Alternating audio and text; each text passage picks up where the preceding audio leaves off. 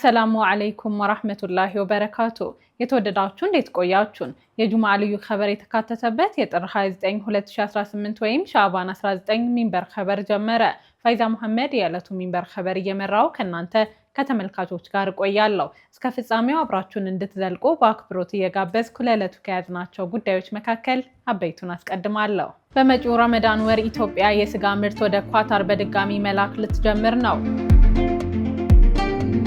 ስድስተኛው ሀገር አቀፍ የሰላም ኮንፈረንስ በመጪው የካቲት ወር ሊካሄድ ነው።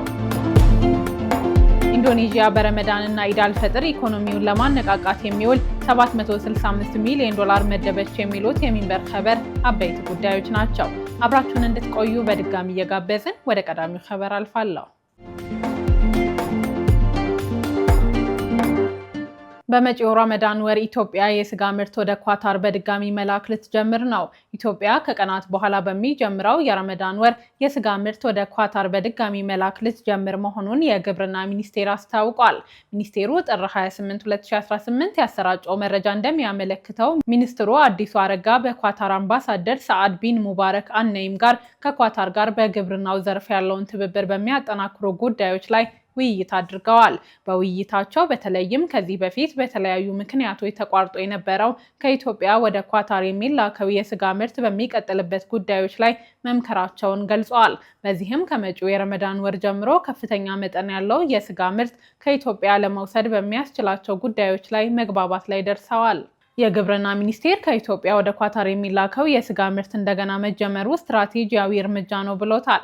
የእንስሳት ምርት ወጪ ንግድ የእሴት ሰንሰለትን ለማጠናከር፣ የውጭ ምንዛሬ ግኝትን ለማሳደግ እንዲሁም በባህረ ሰላጤ ሀገራት መካከል ያለውን የወጪ ንግድ ትስስርን አጠናክሮ ለማስቀጠል ሚናው የጎላ መሆኑንም አክሏል። ከዚህ በተጨማሪም ሁለቱ ሀገሮች የግብርና ግብዓት አቅርቦት፣ የግብርና ቴክኖሎጂዎችና በግብርና ኢንቨስትመንት ላይ በትብብር መስራት በሚቻልባቸው ጉዳዮች ላይ ሚኒስትሩና አምባሳደሩ መወያየታቸው ተገልጿል።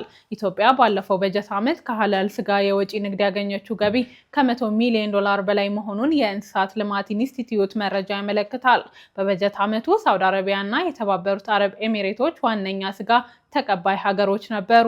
ከዚህ ውስጥ ከፍየልና በግ ስጋ ንግድ የተገኘው 99.6 ሚሊዮን ዶላር ሲሆን 6.3 ሚሊዮን ዶላር ደግሞ ከዳልጋ ከብትና ግመል ስጋ ገቢ ማግኘት ተችሏል። ከዳልጋ ከብትና ግመል የተላከው ስጋ 1478 ቶን ነው። ምርቱ በዋነኝነት የተላከው ወደ ሳውዲ አረቢያና የተባበሩት አረብ ኤሚሬቶች ሲሆን ከሀገሮቹ መካከል የሳውዲ ድርሻ 55 በመቶ ነው። 40 በመቶ የተላከው ወደ የተባበሩት አረብ ኤሚሬቶች ሲሆን ቀሪው ወደ ሌሎች ሀገሮች የተላከ ነው። አምስተኛው የኢማን ኢስላሚክ አሶሲሽን የረመዳን ወር አቀባበልና የራት ፕሮግራም ከአንድ ሳምንት በኋላ ሊከናወን ነው። በመግለጫው ላይ የተገኘችው አሚናት መሐመድ ተጨማሪ አላት። ኢማን ኢስላሚክ አሶሲሽን የታላቁን የረመዳን ወር በማስመልከት የሚያዘጋጀው ዓመታዊው አቀባበልና የራት ፕሮግራም የካቲት 7 2018 በአዲስ አበባ ስቴይ ኢዚ ሆቴል እንደሚከናወን አስታውቋል። የራት ፕሮግራሙ በረመዳን ወር የሚታዩትን የመረዳዳትና የመተዛዘን እሴቶች በተግባር ለማሳየት የሚዘጋጅ ነው ተብሏል። አሶሲሽኑ ይህን ያስታወቀው ዛሬ ጁምዓ ጥር 29 2018 በሰጠው መግለጫ ነው። ከዚህ ቀደም በተለያዩ መሪ ቃሎች የረመዳን መቀበያ መርሃ ግብሩን ሲያቀርብ የቆየ ሲሆን የዘንድሮው የነፍስ ቋንቋ በሚል መሪ ሀሳብ ለ5ኛ ጊዜ የሚደረግ ነው። ስለ ራት ምሽቱ የተናገሩት የኢማን ኢስላሚክ አሶሲሽን ቦርድ ሰብሳቢ ኡስታዝ አብዱል ገፋር ሸሪፍ በሀገራዊ ጉዳይ ምክንያት ቀድሞ ከተያዘለት የዝግጅት ስፍራ ለውጥ ማድረጉን ተናግረዋል። ዘንድሮም ኢንሻአላህ የነፍስ ቋንቋ በሚል የእራትና የረመዳን ኢስቲቅባል ፕሮግራም አሰናድተናል። ይህም ፕሮግራም ስናሰናዳ የፊታችን የካቲት 7 ቅዳሜ ወደ ማታ አካባቢ በስቴይ ኢዚ ሆቴል ነው የሚከናወነው። ከዚህ ፊት እንደተለመደው ታች ፒያሳ ግራንድ ኤሊያና ሞል ነበር። እንደምታውቁት ግን ሰሞኑን የአፍሪካ ህብረት የመሪዎች ስብሰባ ስለሚከናወን እዛ አካባቢ መንገድ መዘጋት ስጋት ስላለ እናንተም እንዳትንገላቱ ፕሮግራሙም እንዳይስተጓጎል በማሰብ ያው ሁላችሁም በምታውቁት ከሰሜን ሆቴል ትንሽ ከፍ ብሎ በሚገኘው ስቴይ ኢዚ ሆቴል ኢንሻአላህ የካቲት 7 ቅዳሜ ከአሱር በኋላ ሙባሸረተን ፕሮግራማችንን እንጀምራለን። እዛ ላይ ተገኝታችሁ የተለያዩ ጣፋጭ ፕሮግራሞችን ትታደማላችሁ። እግረ መንገድም የኢማን ፕሮግራሞችንም የኢማን የሰራቻቸውን የተለያዩ ስራዎችንም ታያላችሁ ትታዘባላችሁ ኢንሻአላህ ያው በውስጣችሁም ደስ እንደሚላችሁ ተስፋ እናደርጋለን ምክንያቱም የተሰሩት ስራዎች እናንተን ወክለው እናንተ ባደረጋችሁት የተለያዩ አስተዋጽኦዎች የተሰሩ በመሆናቸው ማለት ነው በኮሌጁም ሆነ በማህበሩ የተሰሩ በርካታ ጠቃሚ ስራዎች አሉ አላህ ይቀበላችሁ የኢማን ኮሌጅ ሴኔት አባል ፉአድ አደም በበኩላቸው የፕሮግራሙ ዋና ዓላማ ዕውቀትን መደገፍ መሆኑን በአጽንኦት ገልጸዋል ፕሮግራሙን ለሚታደሙ የአሶሲዬሽኑ ቤተሰቦች የመግቢያ ትኬቶች መዘጋጀታቸውን በመግለጽ በኮሌጆች ቅርንጫፎችና በሌሎችም አማራጮች ማግኘት እንደሚችሉ ጠቁመዋል ብቻውን ለሚገባ ሰው 3000 ብር ከፍሎ ነው የሚገባው ባለትዳሮች ደግሞ ጥንዶች ሲሆኑ 5000 ብር ከፍሎ ይገባሉ እንደዚሁም ደግሞ በደንብ ላግዝ የሚል ደግሞ ቪአይፒ 10000 ከፍሎ ይገባል እነዚህ ብሮች ዋናው አንደኛ ፕሮግራሙ ላይ የራስ ፕሮግራም አለው ሰው መጥቶ መዝናናት የተለያዩ ፕሮግራሞች አሉ የተዝናና ይማራል ረመዳን ኢስቲቅባል ረመዳን እንዴት መቀበል እንዳለበት ከተለያዩ ምርጥ ዳዮች ኡስታዞች መሻይኾች ምክር ይሰጣል ከዛ ባለፈ የኢማንን ስራዎች ይመለከታል የኢማን ሐሳቦች ይደግፋልና እዚህ ፕሮግራም ላይ የመገኘቱ ዋና ዓላማ ዕውቀትን መደገፍ ነው በእለቱ ይቀርባሉ ተብለው በእቅድ ከተያዙት ፕሮግራሞች አንደኛው የበጎ አድራጎት ጥሪ እንደሚሆን በዛሬው መግለጫ ተነስቷል በረመዳን ወር የሚከናወኑ የልማት ስራዎችንና የተቸገሩ ወገኖችን ለመርዳት የሚያስችሉ የገቢ ማሰባሰቢያ ከማከናወን ባሻገር ለኡለሞች ለወጣቶች ለተማሪዎች በማህበረሰቡ ትኩረት የተነፈጉ ክፍሎች የሚሰጡ እስላማዊ የትምህርት ዕድሎችና ስልጠናዎች ላይ ግንዛቤ የመፍጠር ስራ እንደሚሰራም ተጠቅሷል ኢማን ኢስላሚክ አሶሲዬሽን ላለፉት 23 ዓመታት የተለያዩ ማህበረሰብ ተኮር ስራዎች ላይ ተሳትፎ ሲያደርግ ቆይቷል በስሩ የሚገኘው ኢማን ኢስላሚክ ኮሌጅ ለ15 ዓመታት በዘርፉ በመቆየት እስካሁን ድረስ ከ22000 በላይ ተማሪዎችን አስመርቋል ስድስተኛው ሀገር አቀፍ የሰላም ኮንፈረንስ በመጪው የካቲት ወር ሊካሄድ ነው። ስድስተኛው ሀገር አቀፍ የሰላም ኮንፈረንስ በመጪው የካቲት ወር እንደሚካሄድ ያስታወቀው የኢትዮጵያ የሃይማኖት ተቋማት ጉባኤ ነው። ጉባኤው ይህን ያስታወቀው ዛሬ ጁምዓ ጥር 29 2018 በጽህፈት ቤቱ ለመገናኛ ብዙሃን በሰጠው መግለጫ ነው። ሃይማኖቶች ለሰላም ለአንድነትና ለአብሮነት በሚል መሪ ሀሳብ በሆሳና ከተማ የሚካሄደው ስድስተኛው ሀገር አቀፍ የሰላም ኮንፈረንስ ከማዕከላዊ ኢትዮጵያ ክልል የሃይማኖት ተቋማት ጉባኤ ጋር በመተባበር እንደሚያዘጋጁት ተገልጿል። የሰላም ኮንፈረንሱ ላይ የሃይማኖት አባቶች፣ የሀገር ሽማግሌዎች፣ የመንግስት የስራ ኃላፊዎችና የተለያዩ የህብረተሰብ ክፍሎች ይሳተፉበታል ተብሏል። የጉባኤው ቀናት የካቲት 4 እና 5 2018 እንደሚሆን ተገልጿል። የኢትዮጵያ የሃይማኖት ተቋማት ጉባኤ ጠቅላይ ጸሐፊ ሊቀ ትጉሃን ቀሲስ ታጋይ ታደለ ስድስተኛውን ሀገር አቀፍ የሰላም ኮንፈረንስ አስመልክተው በሰጡት መግለጫ ሰላም ለአንድ ሀገር ሁለንተናዊ እድገትና ለህዝቦች አብሮነት መሰረታዊ ነው ብለዋል። በኢትዮጵያ ሰላምን ለማጽናት የሃይማኖት አባቶችና የሀገር ሽማግሌዎች በሰላም ግንባታ ያላቸውን ሚና እንዲያጠናክሩና በዜጎች መካከል ይበልጥ አብሮነትና መቀራረብን ለማጠናከር ያለመ መሆኑንም ጠቁመዋል። ከዚህ በፊት በተካሄዱት 5 ሀገር አቀፍ ኮንፈረንሶች በሰላም ግንባታ ረገድ አዎንታዊ ውጤት መገኘቱንም ጠቁመዋል። በዚህ ረገድ ዜጎች በሰላም ግንባታ ስራ ላይ ባለቤት በመሆን የመስራት ልምዳቸው እያደገ መምጣቱን አስተዋጽኦ ማበርከቱንም ዋና ጸሐፊው በመግለጫው አክለዋል። ስድስተኛው ሀገር አቀፍ የሰላም ኮንፈረንስ በተሳካ ሁኔታ እንዲካሄድ የሚመለከታቸው አካላት የድርሻቸውን ኃላፊነት እንዲወጡ የኢትዮጵያ የሃይማኖት ተቋማት ጉባኤ ጥሪ ማቅረቡን ጠቅሶ የኢትዮጵያ ዜና አገልግሎት ዘግቧል። በታሪክ አጥኚው አብዱል ጀሊል አሊ ካሳ የተጻፈው እስልምና በኢትዮጵያ ከቅድመ ክርስቶስ እስከ ዛሬ የሚል መጽሐፍ በመጪው እሁድ ሊመረቅ ነው። ከድር ከማል ተጨማሪ አለው። በታሪክ አጥኚው አብዱል ጀሊል አሊ ካሳ የተጻፈው እስልምና በኢትዮጵያ ከቅድመ ክርስቶስ እስከ ዛሬ የሚል መጽሐፍ በመጪው እሁድ ሊመረቅ ነው። የታሪክ አጥኚው አብዱል ጀሊል አሊ ካሳ ያዘጋጀው እስልምና በኢትዮጵያ ከቅድመ ክርስቶስ እስከ ዛሬ የሚል መጽሐፍ በመጪው እሁድ ለአንባቢያን እንደሚያደርስ ለሚንበር ቲቪ ተናግረዋል። ለአንባቢያን ሶስተኛ መጽሐፉን ያቀረበው ደራሲው ከዚህ ቀደም ኪነት ያገነነው አጼ እና ተምኔታዊ ደሴት በሚሉ ስራዎቹ የሚታወቅ ነው። አሁን ለአንባቢያን የቀረበው መጽሐፍ ይዘትም በተለይ ከሁለተኛ መጽሐፉ ጋር በይዘት ተቀራራቢ መሆኑን ተናግረዋል። የአሁኑ መጽሐፍ ከባለፉት መጽሐፎች ጋር ከኪነት ጋር ሳይሆን በተለይ ከተምኔታዊ ደሴት ከሚለው ጋር በብዙ ይቆራኛል፣ በብዙ መልኩ ይገናኛል። አንዳንዱ ክፍሎቹ በዛ መጽሐፍ የተጠቀሱትን አስፍቶ ይመጣል። ግን የኛው መጽሐፍ ለየት የሚያደርገው ያኛው መጽሐፍ ሙስሊም የሙስሊሙ የትርክት ጅማሮ ከዛ ባሻገር ደግሞ ሙስሊም ላልሆኑ አካሎችና ምሁራኖች ኢትዮጵያ ሙስሊም ልሂቃን እንዲህ እያሰቡ ነው፣ እንዲህ ያስባሉ፣ እስኪ ቻሌንጅ አድርጉት የሚል በጣም በዓለም አቀፍ ደረጃ በታተሙ የምርምር ስራዎች ላይ መሰረት ያደረገ ትርክት ነበር ያኛው ያቀረበው። ይሄው መጽሐፍ ያንን በጣም አድቫንስ ያደርግና በተለየ መልኩ ደግሞ ወደ ውስጥ ይመለከታል። ያኛው ወደ ውጭ ነው የሚመለከተው፣ ያኛው ወደ ውስጥ ይመለከትና የኢትዮጵያ ሙስሊሞችን ሶት አናላይሲስ ይሰራል ማለት ነው። 520 ገጽ ያለው መጽሐፍ ከ400 በላይ ማጣቀሻዎች የያዘ ሲሆን ከ350 በላይ የሚሆኑት በእንግሊዝኛ እና በሌሎች የአውሮፓ ቋንቋዎች የተጻፉ ቀሪዎቹ የአረብኛና የአማርኛ መጽሐፍትና ጥናታዊ ጽሑፎች በዋቢነት ተካቶበታል። የዝግጅት ጊዜው ለረጅም ዓመታት ሲንከባለል የቆየ መሆኑንም ጠቁመዋል። መጽሐፉ የተጻፈበት ዓላማ የኢትዮጵያ ሙስሊሞችን ትርክት ማስተካከል መሆኑንም ገልጸዋል። የዚህ መጽሐፍ ዓላማ የአብዱልጀሊልን አቅምና አብዱልጀሊልን ቀለም ማሳየት ሳይሆን የዚህ መጽሐፍ ዓላማ በኢትዮጵያ ሙስሊሞች የማይደፈሩ የማይታሰቡ ወይም ደግሞ በትክክል ያልተገለጹ በትክክል ያልተነገሩ ጉዳዮችን ማውጣት፣ ናሬሽኑን ማስተካከል፣ ትርክት ፈጥሮ ትርክትን በማስረጃ አቅርቦ ሌላ ናሬሽን ማቅረብ፣ ግራንድ ናሬሽን ቻሌንጅ ማድረግ፣ የምናቀርባቸውን የምናራመዳቸውን ሀሳቦች ደግሞ ምሁራዊ በሆነ ጉዳይ መሞገት የሚል ስለነበረ አልሐምዱሊላህ ተሳክቶልኛል ብዬ አስባለሁኝ። መልካም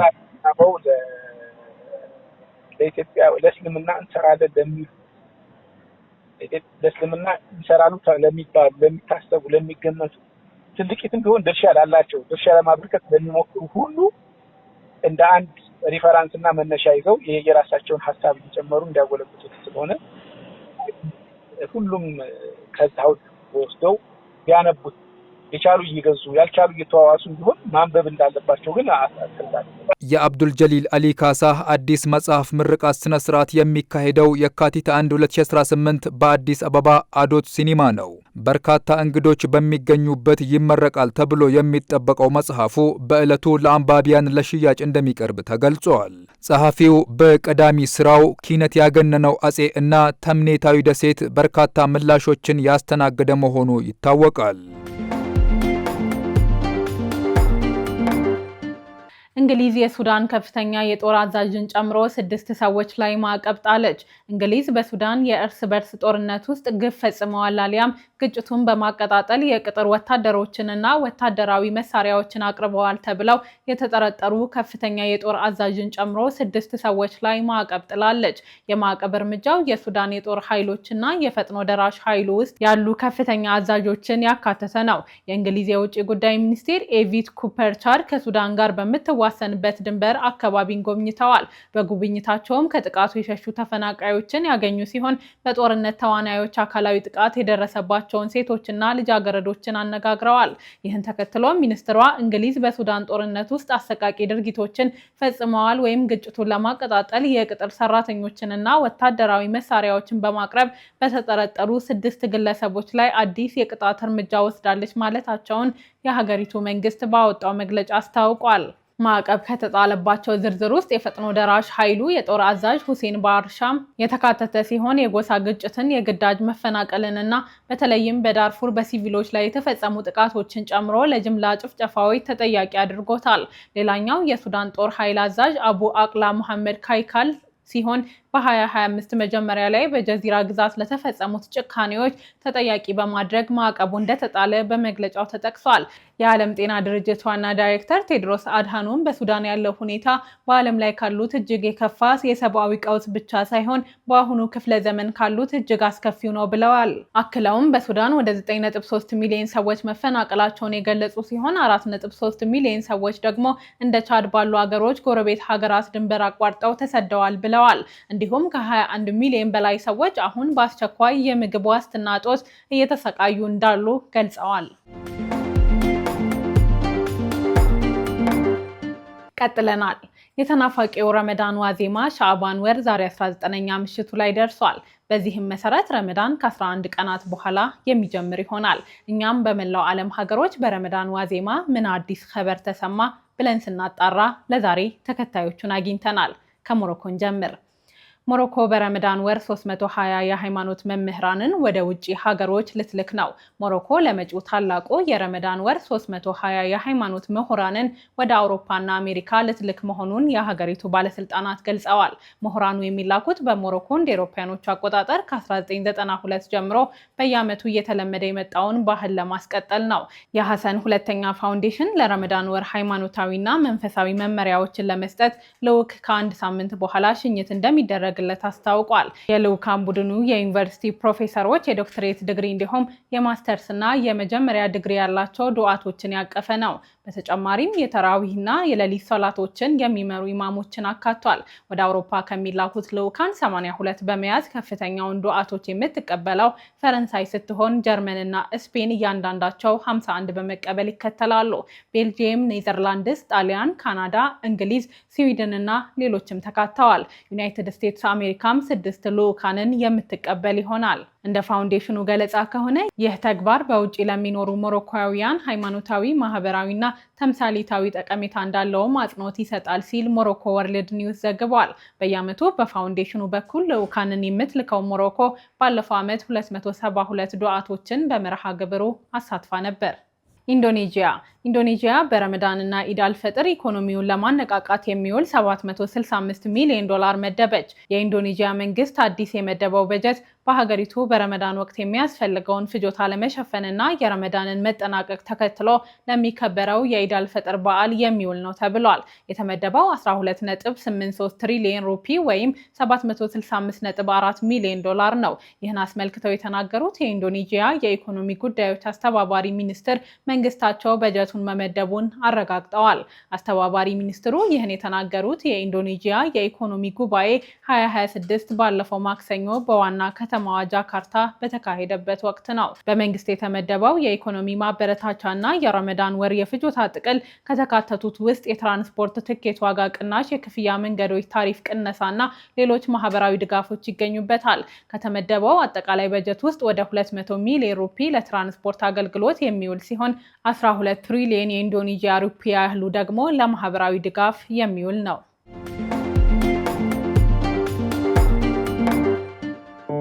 ውድ የሆነውን ህይወት ከጅማሬ አንስቶ እየተከታተልን ወደ ነገ መዳረሻዋ በሰላም እንድትደርስ እየተንከባከብናት ማደሪያዋ የሆነውን አካሉን በጥራት እየመረመርን ለጤናው ስንተጋ 23 ዓመታት ተቆጠሩ።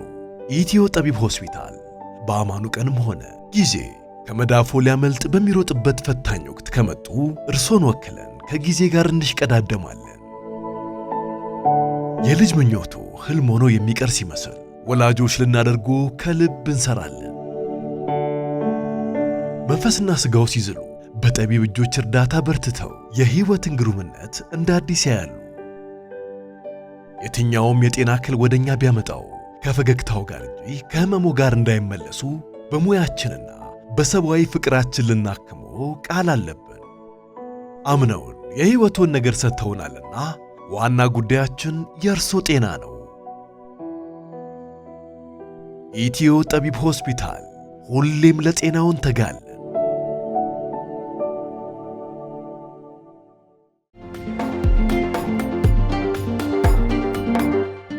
የተወደዳችሁ አሁንም የተከታተላችሁ የምትገኙት ሚንበር ኸበርን ነው። አብራችሁን ስላላችሁ ደስ ይለናል። ለሚንበር ኸበር ጥቆማ ወይም ማስተያየት ካላችሁ በአጭር የስልክ ቁጥር 9282 ላይ ብትልኩልን አጣርተን መልሰን ለእናንተው እናቀርባለን። የሚቀናችሁ ማህበራዊ ሚዲያ ከሆነ በሁሉም አማራጮች @ሚንበር ቲቪ ብላችሁ ብትፈልጉን ታገኙናላችሁ። ድረገጻችንን www.minbertv.comን ብትጎበኙ ደግሞ አዳዲስ መረጃ ታገኛላችሁ። አሁን ደግሞ የጁምዓ ልዩ ኸበር የሚቀርብበት ሰዓት ላይ ደርሰናል። የልዩ ኸበር አዘጋጁ አህመድ አብዱራህማን ለዛሬ ያሰናዳውን እንደሚከተለው ያቀርበዋል።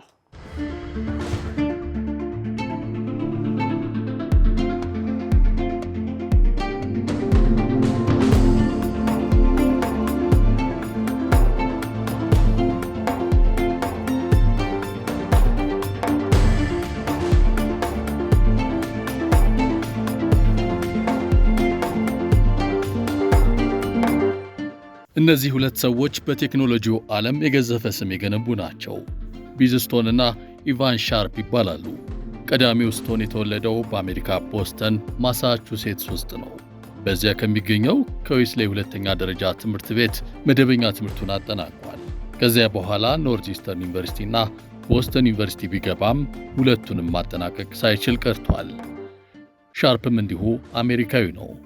ፔንሲልቬኒያ አድጎ ከሁለተኛ ደረጃ ትምህርት በኋላ ከቺካጎ ዩኒቨርሲቲ በታሪክ ጥናት የመጀመሪያ ዲግሪውን አግኝቷል። በኋላም በኮሎምቢያ ድህረ ምረቃ ትምህርት ቤት አርኪቴክቸር አጥንቷል። ትምህርቱን ከሁለተኛ ደረጃ በላይ መዝለቅ ያልቻለው ቢዝስቶን ከዓለማችን ግዙፍ የቴክኖሎጂ ኩባንያዎች መካከል የትዊተር መስራች ነው። በዚህ መድረክ ሰዎች ራሳቸውን አስተዋውቀዋል፣ ከሌሎችም ጋር ተዋውቀዋል። ተጠቃሚዎቹ ክፉም ደግም አይተውበታል። ትዊተር ዛሬ ስሙን ወደ ኤክስ ቀይሮ ባለቤትነቱም የኤሌክትሪክ ተሽከርካሪዎችን አምራቹ የቴስላ አስተዳዳሪ ኤሎን መስክ ሆኗል። በአባቱ ምክንያት ገና በለጋነቱ ራሱን እንዴት ኮድ ማድረግ እንደሚቻል ያስተማረው ኢቫን ሻርፕ ደግሞ መረጃን በዲጂታል ፒንቦርዶች መልክ የሚያቀርበው ፒንትረስትን መስርቶ ዝናው በዓለም የናኘ ግለሰብ ነው። ሁለቱም በመሰረቷቸው ኩባንያዎች ወደ ቱጃርነት ተለውጠዋል። ከጥቂት ሳምንታት በፊት ቢዝስቶን እና ኢቫን ሻርፕ ቀድሞ በሥራ ላይ ያዋሏቸውን መተግበሪያዎች የሚቃረን አዲስ መተግበሪያ አስተዋውቀዋል። አዲሱን መተግበሪያ ያስተዋወቁት በአጠቃላይ ማኅበራዊ ትስስር መድረኮች የሰው ልጅ አእምሮ ላይ ውድመት አድርሰዋል በሚል መነሻ ነው። መስራቾቹ ይፋ ያደረጉት የማኅበራዊ ሚዲያ ውድመት ማርከሻ ቴንግል በመባል ይጠራል። ቴንግል ተጠቃሚዎች የግል ሕልማቸውንና መድረስ የሚፈልጉበትን ግብ ከጓደኞቻቸው ጋር እንዲጋሩ፣ እርስ በርስ እንዲደጋገፉና ስኬትን የሚያበረታታ ነው ተብሏል። ኩባንያው መተግበሪያውን ያበለጸገው ሰዎች ሕይወታቸውን እንዲሁ በስማ በለው እንዳይመሩ መሆኑን አስታውቋል። ዋና መስሪያ ቤቱ በሳን ፍራንሲስኮ የሚገኘው የቴንግል ዋና አስተዳዳሪ ዌስትኮ በድረገጹ ላይ እንዳሰፈረው ተልዕኮ ሰዎች ሕይወታቸውን የበለጠ ዓላማ እንዲኖረው የሚረዱ መሳሪያዎችን ማቀበል እንደሆነም ይገልጻል። ስለ መተግበሪያው የተናገረው የቀድሞ የትዊተር ባለቤት ቢዝስቶን የሙከራ ደረጃ ላይ ይገኛል ያለው መተግበሪያው በየማለዳው ለተጠቃሚዎች ዛሬ ምን የማድረግ ዓላማ አለሽ የሚል መልእክት እንደሚልክ ገልጿል። የቴንግል አስተዳዳሪና የዌስት ኮስት ዋና ሥራ አስፈጻሚ በመሆን የሚሠራው የፒንትረስቱ ኢቫን ሻርፕ ነው። በቅርቡ በተላለፈ ፖድካስት ላይ ስልክና ማኅበራዊ ሚዲያዎችን በመሠረቱ ሰውን በምን ረገድ እንዳስተጓጎሉ ለ8 ዓመታት ስብሰለሰል ቆይቻለሁ ሲል ተናግሯል። በዚህም ጥቂትም ቢሆን የተሻለ ለማድረግ ምን መስራት እንደሚገባን እረዳለሁ ብሏል። አዲሱ መተግበሪያ ለሁለቱ ሰዎች ቀድሞ ላስተዋወቁት መተግበሪያ ጸጸታቸውን የሚገልጹበት ይመስላል። በእርግጥ የጸጸቱ ተጋሪዎች ቢዝስቶንና ኢቫን ሻርፕ ብቻ አይደሉም። በመላው ዓለም የሚገኙ ሕፃናት ልጆቻቸው በስልክ ሱስ የተጠመዱባቸው ወላጆችም ጭምር ናቸው። ጉዳዩ ከወላጆች አልፎ የመንግሥታት ዓይን ውስጥ ወድቋል። ከኢትዮጵያ እስከ አውስትራሊያ ትምህርት ቤቶች ሕግ እንዲያወጡም አስገድደዋል። በኢትዮጵያ በዘንድሮ ዓመት ትምህርት ቤት ውስጥ ስልክ ይዞ መግባትን የሚከለክለው ሕግ ተግባራዊ ተደርጓል። የአውስትራሊያ መንግሥት ደግሞ ከታህሳስ ጀምሮ ተፈጻሚ ባደረገው ሕግ ከ16 ዓመት በታች የሆኑ ታዳጊዎች ማኅበራዊ ሚዲያ እንዳይጠቀሙ እገዳ ጥለዋል። የሀገራቸው ታዳጊዎች ሁኔታ ያላማራቸው የሚመስሉት የአውስትራሊያ ጠቅላይ ሚኒስትር አንቶኒዮ አልባኒዝ የማኅበራዊ ሚዲያ ተጠቃሚዎችን ዕድሜ የሚያረጋግጠውን አሰራር መዘርጋት ያስፈለገው ታዳጊዎች ከእውናዊው ዓለም እየተነጠሉ በመምጣታቸው ነው ብለዋል። የሚዲያ አማራጩ ሕፃናትን ከእውናዊው ዓለም ከማቆራረጡ ባለፈ ከእውነተኛ ጓደኞቻቸው ጭምር እያራቀ እንደሚገኝም አስረድተዋል። አያይዘውም በማኅበራዊ ሚዲያ ምክንያት ወላጆች ከፍተኛ ጭንቀት ውስጥ መግባታቸውንም ተናግረዋል።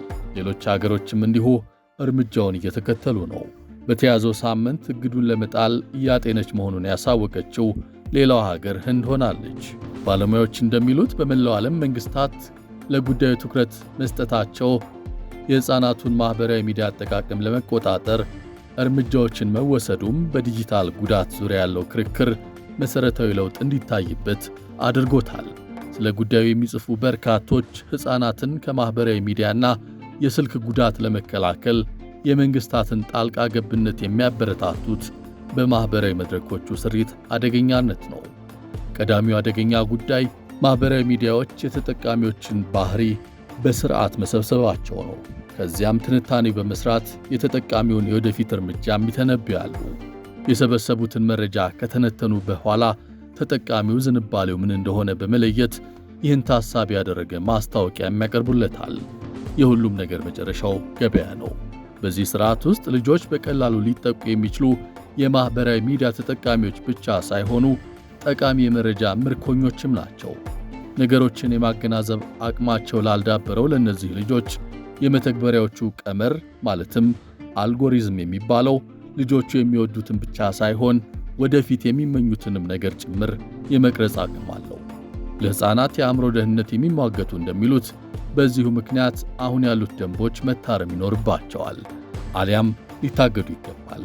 ከሕጉ ጎን ለጎን በተለይ ከሕፃናት መረጃ መሰብሰብ ላይ ገደቦችን የመጣል ማስታወቂያዎችን የመከልከልና ለሕፃናቱ እንዲያዩዋቸው የሚመክሯቸውን ይዘቶች ጣልቃ ገብቶ ማስተካከል እንደሚገባም ይከራከራሉ። በእርግጥ መተግበሪያዎቹን የሰሩ ሀገሮች ለራሳቸው ዜጎች ጥንቃቄውን ያደርጋሉ። በአሁኑ ሰዓት ታዋቂ ከሆኑ ማህበራዊ ትስስር መድረኮች ውስጥ በቻይና የሚመራው ቲክቶክ በሀገሪቱ ብቻ ሕፃናት ላይ በጣም ጥብቅ የሆነ ዲጂታል ቁጥጥር ይደረግበታል። በዚህም ዕድሜያቸው ከ14 ዓመት በታች ለሆኑ ሕፃናት በየቀኑ 40 ደቂቃ ብቻ መመልከት ቢፈቀድላቸውም በዲጂታል አጠቃቀም ላይ ግን ምሽት ከ4 ሰዓት እስከ 12 ሰዓት ድረስ ሙሉ በሙሉ ገደብ ተጥሏል። ምንም እንኳን ቲክቶክ በዓለም አቀፍ ደረጃ ከግማሽ ቢሊዮን በላይ ተጠቃሚዎች ቢኖሩትም በቻይና ውስጥ የሚሰራው በተለየ ስሪት ዱዊን በመባል በሚጠራ መተግበሪያ ነው። ይህ መሆኑ የተለየ ስልት ወይም አልጎሪዝም እንዲጠቀም አድርጎታል። በተጨማሪም በትምህርታዊ ይዘት ላይ የበለጠ ትኩረት ያደርጋል። ይህን ግን ለሌሎች ሀገሮች ሲያደርጉት አልታየም።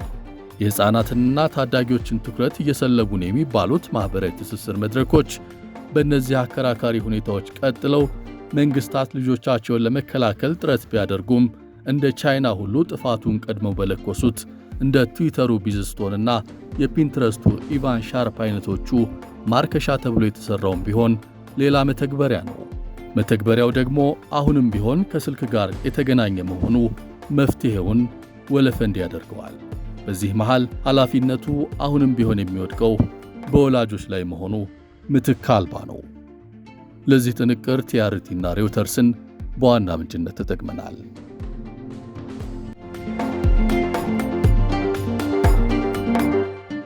ውድ ተመልካቾች ለዛሬ ያዘጋጀነው የሚንበር ኸበር በዚሁ ተጠናቀቀ። ፋይዛ መሐመድ አብሬያችሁ ቆየሁ። ወሰላሙ አለይኩም ወራህመቱላሂ ወበረካቱ።